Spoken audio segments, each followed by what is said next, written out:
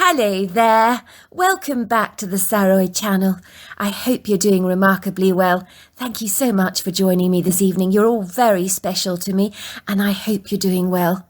And don't forget, if you haven't heard part 1 of our story, to go back, click on the description and hear it, because it all works together so superbly and you don't want to miss out any of the story. So before we continue with part 2 of the story, don't forget to go and get yourself that perfect drink, whether it's something warm and comforting or lovely and effervescent and sparkling. And let's continue with tonight's story. I am sure, Mrs. Summerfield, you might be familiar, reasonably well acquainted, with the story in the Bible of 2 women coming to King Solomon to settle a rather unusual dispute. One of the women's babies had been smothered during the night. The mother had lain on it, and when she discovered her baby was dead, she swapped her dead baby over for another woman's living baby. When the mother of the living baby woke up and realized that her baby was not with her because she didn't recognize the deceased baby lying next to her, she realized what had happened.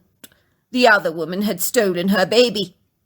So they sought out the wisdom of Solomon to settle the matter once and for all, each woman both claiming that the living baby was theirs.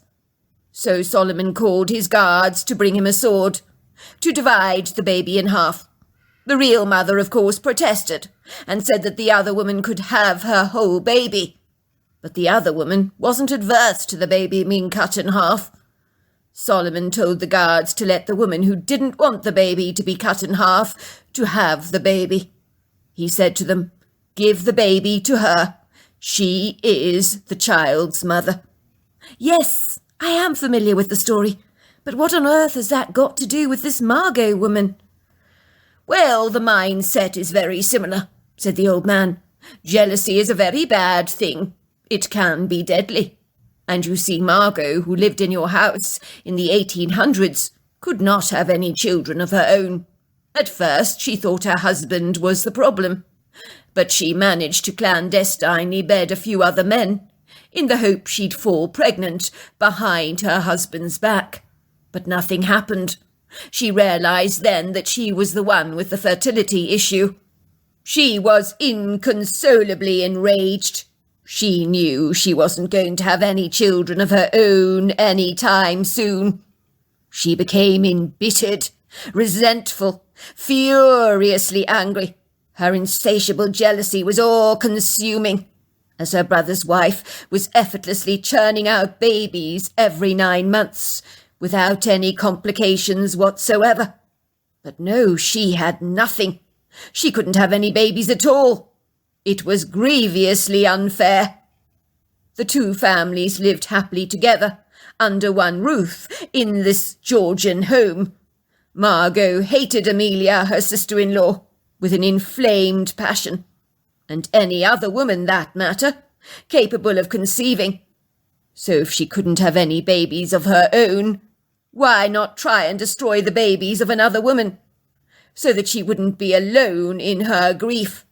You see the parallel between Margot and the biblical account of the woman with the deceased baby. Really rather similar. This is why, when Tamrin moved into the Georgian house with her family, she was the one subject to so much personal abuse from the angry ghost that was so irate that Tamrin could conceive her own children. Even beyond death, she was still unable to let go of the incorrigible green-eyed monster that had dominated her earthly life.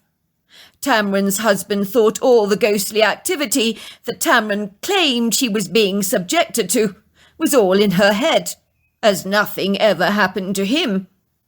Tamrin contacted me after her daughter had been flung into the swimming pool, very nearly drowned. You see, in the beginning she dismissed my nonsensical claims as nothing more than a fictitious fairy tale. But now she knew what I told her was absolutely true.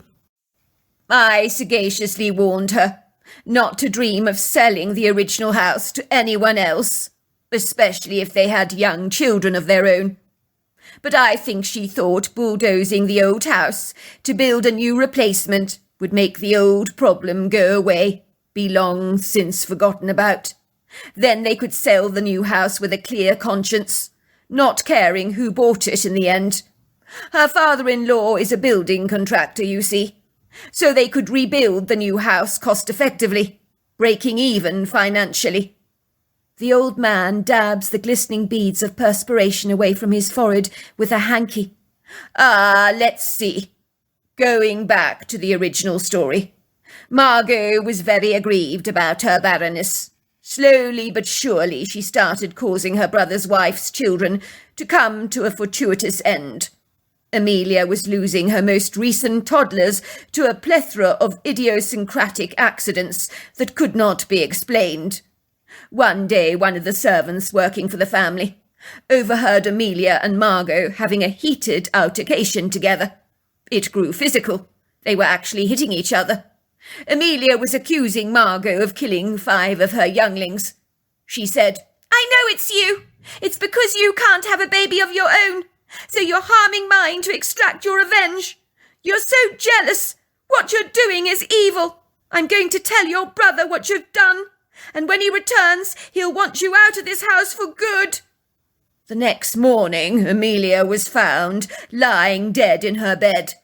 Their doctor did notice bruising around the nose and mouth area, which was a clear indication of smothering, but he listed the death as natural causes.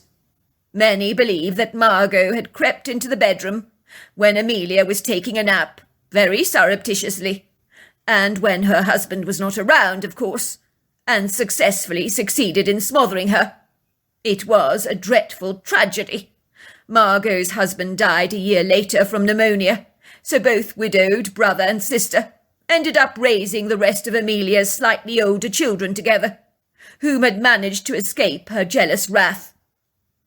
So in the end she did become a mother, in a manner of speaking, to her sister-in-law's children. Yet despite everything, her interminable rage at never being able to raise her own children distressed her throughout her life, let's just say. So yes, it is a bizarre story, but my mother told me all about it when I was old enough to understand. She believed that Margot's anger would never ever evacuate this house, but would remain here for centuries. Maybe sometimes even dormant, but it would always come back. "That woman will never leave," she told me. "She's a tenacious perennial weed." My mother had experienced the wrath of Margot, with her hair being pulled, being pushed down the stairs from time to time, and dreaming of a woman telling her to get the hell out of the house all the time. That happened frequently to her. "So you're telling me that this Margot woman might be after my baby?" "It's a distinct possibility. I'm not saying she'll do anything, but I need to warn you. What happened to Tamrin's child is more than a little peculiar, which suggests that the ghost of Margot may possibly still be active, like my mother believed she would. I worry she may still be around. It would seem Tamrin's experiences were similar to my mother's. Her hair was also pulled. She was pushed down the stairs. She also saw the apparition glaring at her dozens of times, telling her to leave the house at once." "I know you mean well, Mr. Sinclair. Really I do. And I truly appreciate you telling me this phenomenal story about the original property here. But I need to tell you that this is a new house. The energy here is light. Nothing untoward has happened here yet. To be honest with you, I don't even believe in ghosts. But I do appreciate your coming here to tell me this story. I'm very, very glad you did, as it was interesting at the very least, but I do think if ghosts are true, that this Margot woman is no longer around. I mean, if she was, I'm sure I'd feel her presence." "Well, I hope you're right, Mrs. Summerfield. I hope you're right." I will admit, the old man's story did unsettle me, especially as I had a young baby of my own. I was significantly anxious to bring her cot into my bedroom for a while, but my husband reassured me that the story that I had been told was just hearsay and was not to be taken at all seriously. "I don't believe in ghosts," he said to me. "And even if I did, this original house was bulldozed, was it not? It was brought to its knees. Its history was therefore eradicated. Suffice to say, in the 1800s, children died from all kinds of conditions and complications, like smallpox, pneumonia, tuberculosis, diphtheria, scarlet fever, dysentery, and infants often died of diarrhea. Perhaps people living in this house falsely concluded that all the deaths were linked to a barren woman, who they believed was jealous, but they had no proof, did they? You may find there is nothing more to the story than that, but it's all just myth and legend, created by an elaborate storyteller, or someone who got their wires really rather badly crossed." Yes, I know exactly what you're saying, sweetheart. But what about Tamron's daughter? How do you explain that? She was found lying in the swimming pool. She could have died if Tamron hadn't rescued her. I gather all the doors to the house were locked. But that little girl, she got out. How did she manage to do that? And then the strangest thing of all was the kitchen door was left wide open. And she'd locked it. Tamron said she'd locked that door. The kid was thrown into the swimming pool. She could have been drowned. At the time, Tamron heard a splash, thought it was one of her Chihuahua dogs that had unfortunately fallen into the swimming pool and had a habit of sneaking out of the house and drinking the water. "Well, you know, kids and swimming pools don't mix, do they? The kid possibly got out of the house, fell into the pool. I wouldn't mind betting that Tamron left the kitchen door open by mistake. How many times have we overlooked locking a door from time to time? It happens more than one cares to admit. In my humble opinion, it has nothing to do with ghosts. Let's just say, kids are notorious for getting into accidents, all kinds of scrapes, especially around water. They built the pool really close to the house. We need to make absolutely sure we keep the temporary fence we erected around the swimming pool locked at all times. We should be absolutely fine." 2 years later. 2 years had gone by. Where had the time got to? My daughter had done a lot of growing up in that time. I hasten to say nothing had happened in the house, so I felt assured that all was well. But things began to change around our home when I fell pregnant with our second child. It was almost like we'd flicked a switch in our house, and the dormant energy in the house was now reactivated. Something had changed. In the beginning, as the old man had warned, things were so subtle. You could almost be forgiven for thinking you were losing your mind. I remember one day I was watching over my 2-year-old daughter.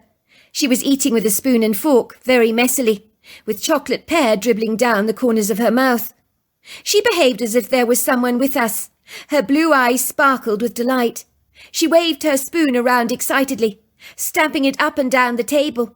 "Play, Dolly," she was saying. "Play, Dolly." My daughter would always say "play, Dolly," if she wanted someone to play with her, but she only said this when she was addressing someone in person. But then no one was there except for me.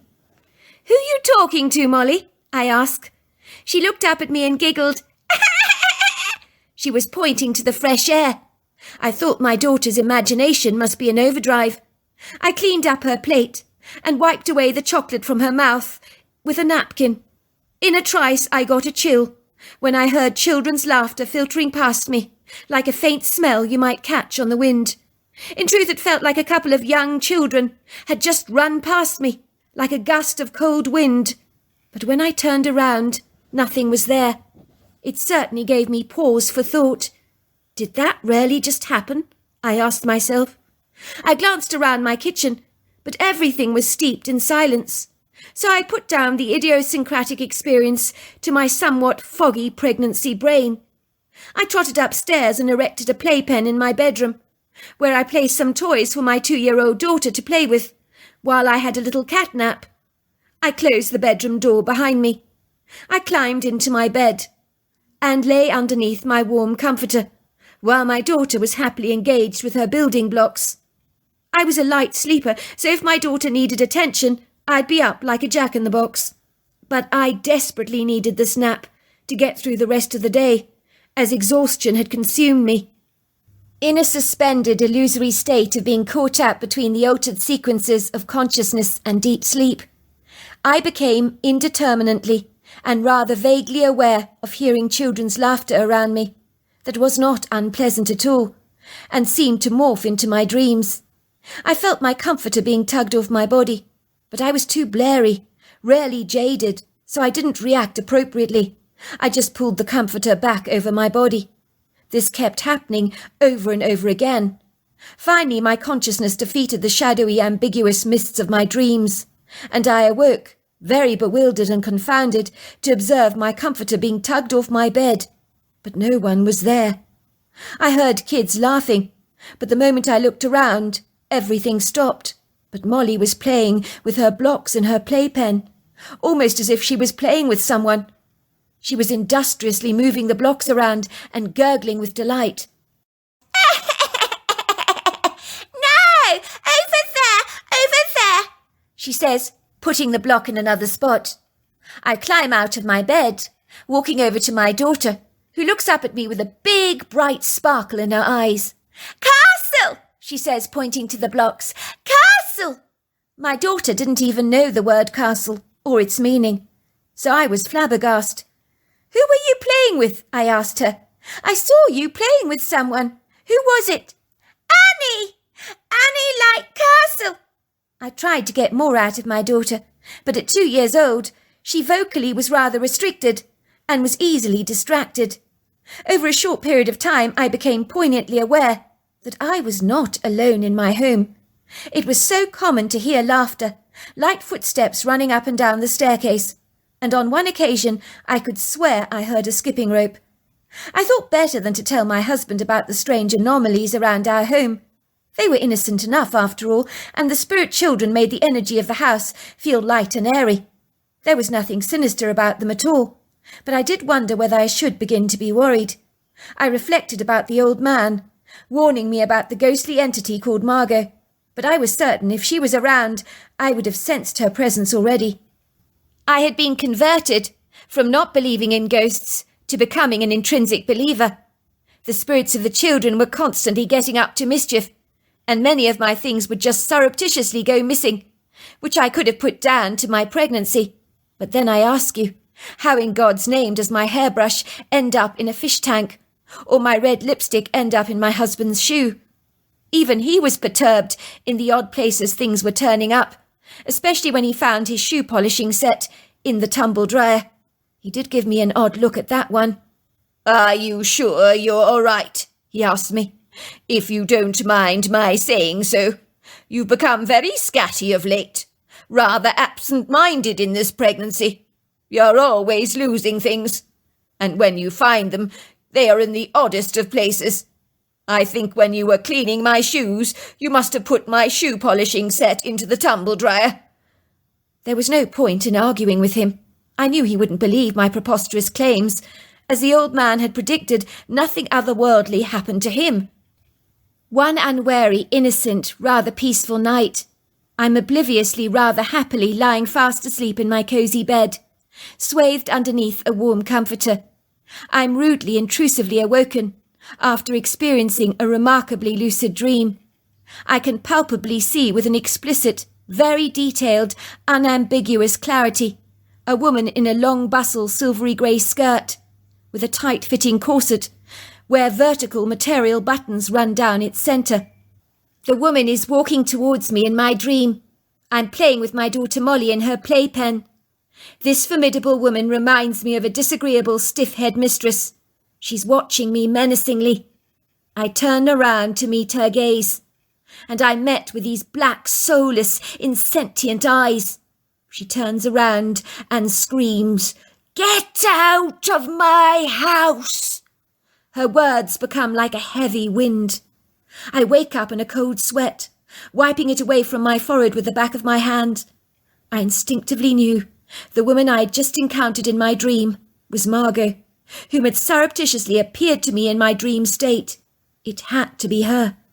Did this mean Margot was now after my child? I began to hyperventilate in a heightened state of panic, with my heart drumming violently through my chest, while my husband slept on. unaware of the frantic frenzy of my emotions that were consuming me. What if Margot was after little Molly? I didn't tell my husband exactly what was going on. I kept these ambiguous and obscure things to myself. I was so sure he'd think my mind had turned to mush because of my pregnancy, but I did insist that Molly slept in our bedroom at night, in her little cot, so I could keep a firm eye on her at all times. I don't understand. Why on earth do you want Molly to sleep with us? I looked at him and said, "Well, in case the ghost of Margot tries to snatch her, of course." My husband cracked up laughing. Oh, my God! Listen to yourself, Thelma. Thank goodness your pregnancy is only 9 months. I can't believe you would entertain such crazy, nonsensical notions. We've been in this house for 2 years now, and you're talking about this stuff after all this time. I mean, the old house was demolished. There's nothing here. There are no ghosts and ghoulies loitering around in our path. Several weeks passed, and nothing happened, apart from the tumbles of sweet children's honeyed laughter drifting around the corridors of our home, like a pleasant bouquet of something sweet-smelling on the wind. Yet isn't it ironic how when you begin to relax, all hell breaks loose all of a sudden? This was a week when my husband was on another one of his business trips to Berlin, where he'd be gone for over a week. I was left alone in the house. Let's just say Curtis was rather reluctant about going abroad again, but this was not a business trip that could be postponed or held back. My husband, with a furrowed brow and eyes filled with a trepidatious concern, kept telling me 100 times over, "Don't forget to switch off the cooker, and don't forget to close the faucets, to make sure you've actually watch over your bath when you run the water, and lock the doors after yourself." Bless him. He truly thought my brains were scrambled during this pregnancy. I assured him I'd be perfectly fine. He didn't look terribly convinced. I kid you not that very same night, after my husband had left for Berlin, and was obviously staying in some fabulous avant-garde, state-of-the-art, luxurious hotel, I'm awoken to the sounds of boots clomping up and down the staircase. I sit still listening to the sound. My blood grows cold. This is not the light shuffle of children's feet that I often heard. This is something ominously different. Was someone in my house? Please, God, no. Not while I'm here alone. I climb out of bed to investigate, but nothing is there. I look across the landing and down the staircase, and even sneak some glances from the windows overlooking the back and front yard. "Hello," I call out. "Is anybody there?" I am met with the familiar tick-tock of the grandfather clock in the entrance hall. My daughter remains blissfully fast asleep in her cot, next to my bed, but I have this uneasy sense that I am being watched. It's not a congenial feeling that I got with the spirit children. No, not at all. This is completely different. It's like something hates me and is drilling through me with a predatory, menacious pair of eyes. I earnestly lean over my daughter's crib to check on her again, but little Molly, with her teddy bear clutched in her hands, remains steadfastly asleep. Once again, I fall into a fitful sleep of my own, but I'm awoken to the clomp of boots, lighter than that of a man. I sit up warily, trying desperately to acclimatise to the dark shadows of the bedroom, where everything is obscured and obliterated by an unfriendly, hostile, velvety blackness. There's a big lump forming in the back of my throat, while millions of tiny hairs on the back of my neck stand up on edge.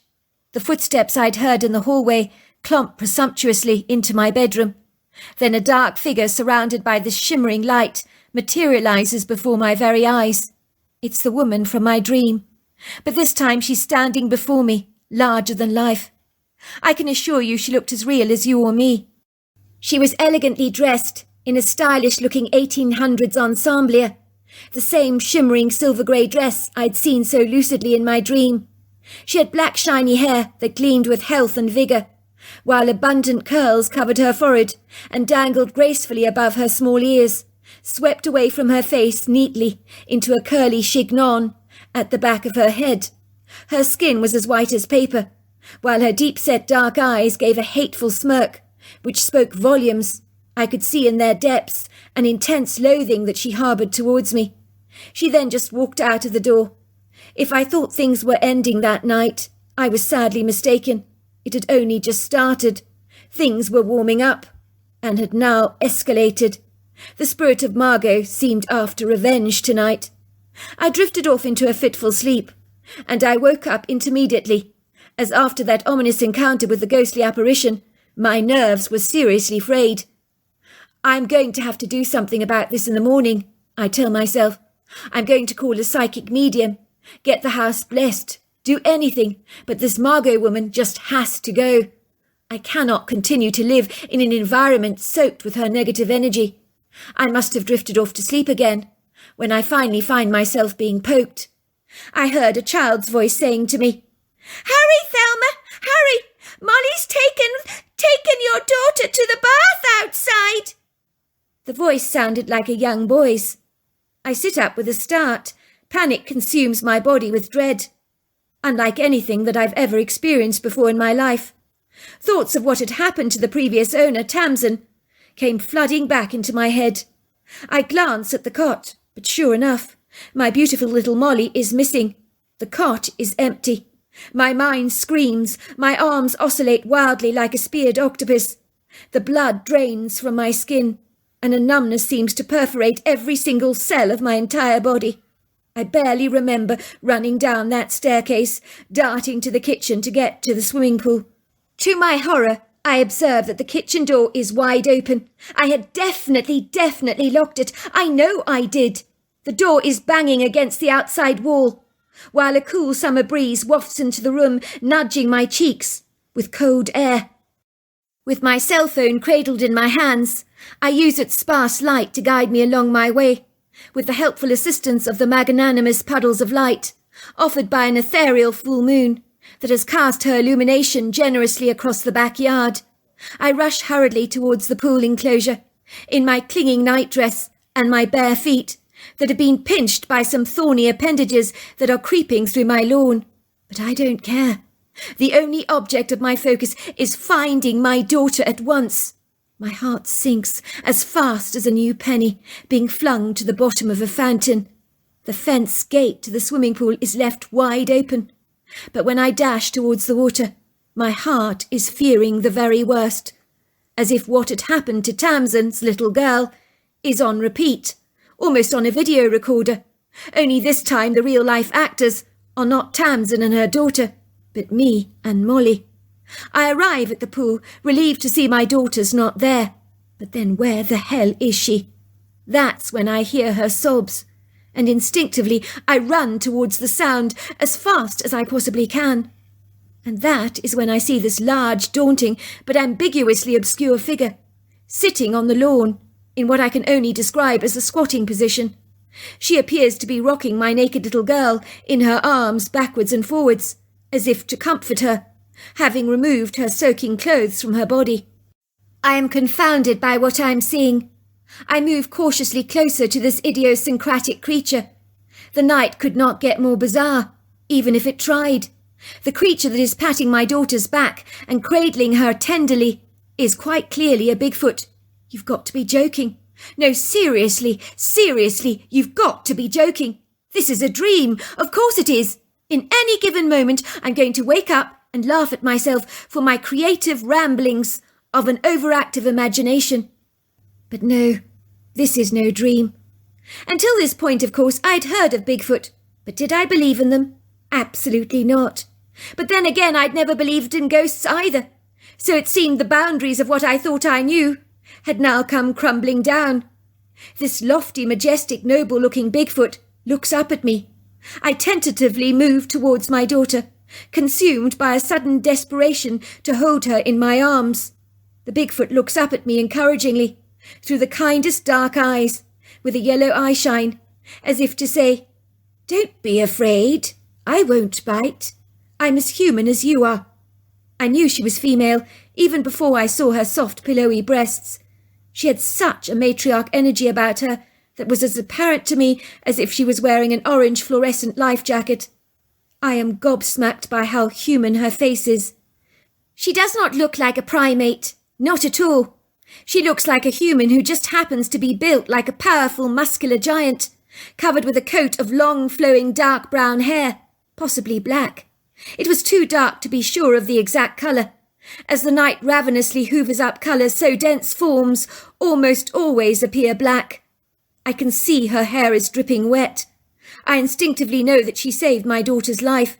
She must have jumped into the swimming pool to retrieve her and then removed her soppy clothes to help her dry off. I owe everything to this creature, for there is no money in the world, nothing on this planet that could ever replace something as priceless as her. My heart melts with the butter of my appreciation and the sweet saturating honey of my gratitude. The creature says some words to my daughter in a language I'm not acquainted with. Motabinasi, upokolapinas, izana. She points at me. The words that come out of her mouth are so soulful. I don't understand their meaning, but my little girl comprehends every single word, as if the Bigfoot had spoken plain English to her. Watching them interact together is really remarkable. It's like watching a genuine mother with her beloved child. It is indelibly moving. My daughter has stopped crying at once. She puts a pensive, reluctant thumb in her mouth, turning around to look in my direction, where the Bigfoot has pointed. On seeing me, she gurgles with delight. And with one hand, the Bigfoot pushes her gently in my direction. She totters eagerly towards me, on her awkward, chubby little legs, unabashful and unblushing in her immodest nakedness. Her soft skin is slightly damp and clammy, her wet hair hanging limply around her cute face in wet ringlets that gives her a similar appearance to a little cherub. She is clinging to me tightly, desperately trying to articulate the words of what had happened to her, but struggling to find them. Bad lady, mummy! Bad lady! Bear lady took me out to pool, mummy! Bear lady nice! Bad lady put me into the pool! The Bigfoot stands up and looks at me. I almost gasp at her extraordinary height. She towers at about 9 foot, without exaggeration. Her eyes meet mine. Ozaniso basavoshos azinasi. The angry dead woman flung your child in the pool, she tells me. She speaks in a strange dialect that I don't understand. It's a beautiful language, an ancient language, that seems to unfathomably translate itself into my head. I honestly don't know how it does that. I wish I did. It would be great to be able to interpret any foreign language. But this is different. The only way I can describe it as some kind of telepathic exchange. Ama sinotali asanoso inetilasi. I knew she would do it again. Like last time, said the Bigfoot. I've been keeping a stern eye on her. I jumped in the pool to save your daughter's life. But the dead woman won't do it again. I made her promise she wouldn't touch your daughter again. I tried to help her cross over to the other side, but she refuses. She needs help. Omasi kanapo, asina sala omosanisa. Thank you, I say to the Bigfoot. Thank you so much. You have no idea how much you've helped me tonight. I could have lost my daughter if it wasn't for you. Spontaneously I run towards her, flinging my arms around her, as if I've known her all my life. She seemed surprised by my spontaneous gratitude, and pats me on the back. Thank you so much. Thank you. My nose is buried in her damp hair. She smells like the chlorine of the swimming pool water. Finally I stand there clutching my daughter. The Bigfoot nods at me. I bid her farewell. I return back to the house, refusing to sleep until the morning. Even though the Bigfoot had assured me that the ghost of Margot would not touch my daughter again, I could not be sure about that. I tried to phone the old man, Mr. Sinclair, who'd grown up in the original Georgian house, but was subsequently informed he had since passed away, and his son was currently visiting relatives in England. I was fortunate, as I happened to get hold of a psychic that was visiting her grandmother in Georgia at the time. She assured me she'd be around to see me at once. I noticed under her name there were so many commendations from people who claimed that the ghostly phenomena in their houses had stopped after she'd visited them, and helped the wayward spirit cross safely over to the other side. Could she help me, I wondered? Could she finally get rid of the ghost of Margot? I loved my home, but there is no way on God's earth I could entertain the possibility of staying here a moment longer if Margot remained around. I was so relieved when the psychic finally arrived. She was a woman with red short hair, with bright brown eyes and a warm sense of humour. "The name Shirl," she said to me, taking my hand gently in hers. "It's really Shirley, but I prefer the shorter version. May I please come in?" I led the woman into my kitchen, offering her a cup of coffee. She looked like a coffee drinker, the kind of person with a driven energy that always got things done, but sometimes needed a helping hand with a shot of caffeine. "Lovely. I'd love a coffee," she said. "Your house really does intrigue me, Mrs. Summerfield," she says, taking a cup of coffee, sitting down next to me on the glass kitchen table and taking a sip. "Now, I don't want you to tell me anything that happened around here. Otherwise it'll cloud my judgment. I need to learn everything from the spirits in the house myself." "Can you sense anything here?" I ask her curiously. "Yes, I can, actually. I can see a young boy and girl peering at me around that corner there. They seem reticently shy, but very curious. Now tell me, dear," she says, looking at me, "why do I get the feeling that this house is new, but it's not? It's like I'm seeing another house before this one, but the same as this. Does that make any sense to you at all?" "Yes, it does," I say. "Good. Don't tell me anything else. You wait there in the kitchen. Give me a while to get my bearings, and I'll tell you what I pick up." I was glad I'd dropped my toddler off at a friend's house and was at home alone with the psychic. My fingers trembled as I wondered what she'd find. I'd never been more grateful that my husband was away, abroad in Berlin. Let's just say there's some things I'd rather he didn't know. It's not because I want to hide anything from him. I just know that he'd think my calling a psychic around to investigate our property was over the top. It was all right for him, not so much as a trill of outer-worldly laughter or the sound of hurried feet up the staircase ever so much had grabbed his attention. I could not blame him for doubting my outlandish claims. If I was in his shoes, so would I. Before I'd moved into the house, I was very cynical about outer-worldly phenomena, but that all changes when you experience it for yourself firsthand, so your doubt becomes certainty. "I love your house," said Shirl, coming back into the kitchen. "Beautiful energy, apart from..." "Apart from what?" I ask her. "Well, you have a lost soul here, don't you?" It's a rather tragic story. I've been speaking to the soul of a woman. Her name is Margot. She keeps saying to me, tell her I didn't mean to do it." She says something irrational comes over her. She becomes inflamed with fury. "Did she try to harm the 2-year-old girl you have by any chance?" I nod, a tear spilling down my cheeks. "She threw my kid into the swimming pool." Shirl reaches out to give my hand a squeeze. "I know. It is going to be all right, you know. Don't get upset about any of this. Now, Margot tells me she never left this house, even when it embraced a new building, as this house is not dissimilar to the other house that Margot lived in on this land, over 270 years ago. She tells me she was barren, couldn't have any kids of her own. She admits to killing 5 little young ones in the house that were birthed by her sister-in-law. She said she didn't mean to harm them, but her jealousy was all-consuming, and in a moment of unbridled envied rage, she smothered them one by one. Afterwards, she regretted it. She knew what she'd done was wrong. She says her sister-in-law was going to tell her brother that she had killed 5 of their children. She'd figured out that Margot was responsible for their incongruous, unexplainable deaths. Margot, fearing the repercussions of what such a revelation would do to sour relations between her and her brother, killed her sister-in-law by smothering her to death. She had a close relationship with her brother, didn't want them to become estranged. "Oh, what a tangled web we weave," says Shirl. "Oh my God, everything you're telling me is spot on," I say. Shirl continues, "I'm afraid even beyond her earthly life, Margot's incessant jealousy that she has towards fertile women who carry healthy babies to term has never abandoned her, not even in death." Shirl pauses for a brief moment, taking a sip of her cold coffee. "You see, when you die, you don't suddenly change, do you?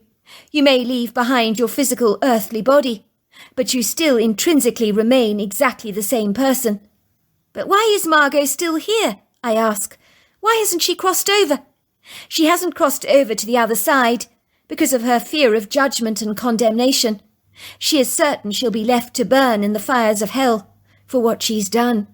She says all murderers have their part in the lake of fire. That's why she won't budge from this spot. It's better to hang around here than risk what may lie on the other side of life for her. So you can't get rid of her, then? As it happens, I think we can. I have a spirit with us that has recently crossed over. His name is Hugh Sinclair. He's here to help. Claims he used to live in this house. He says Margot's ghost tried to smother him once when he was a baby. He was one of her victims. He thinks he might be able to persuade her to cross over to the light. And before we do the ceremony, is there anything else you want to ask me? Well, yes, the children. Have they crossed over? Who are they? Why do they hang around here? Oh, the 2 children. They're delightful, aren't they? There's Charles. He died of scarlet fever when he was 8 years old. And Anna of the same plight, when she was only 10. They were 2 of Margot's sister-in-law's kids, that she never harmed, but they still died young. I gather they love you, and your daughter, enjoy getting up to mischief with you. Charles tells me he woke you up to tell you that Margot had taken your daughter to the water bath, but he says something about the watchman of the woods intervened to save the day. So the kids are all right then? Do they need to cross over? I ask. No, they already have crossed over. They've been hanging around trying to persuade Margot to cross over, but she thinks their agenda is duplicitous. She refuses to even trust the children. Are you ready to start with the cleansing ceremony then? I nodded. Shirl lit some candles, holding my hand. I want you to fill the room with light, and then we'll ask Margot to step into that light. Hugh is waiting here to help her cross over. Hopefully she'll be persuaded. I wasn't feeling terribly confident that Margot would willingly cross over to the other side, but I held my fingers and crossed my toes. Please go, Margot, I whispered in my heart. We filled the room with light. I see Mr. Sinclair. He's here, says Shirl. He's brought along Margot's brother and deceased husband. They have huge smiles on their faces.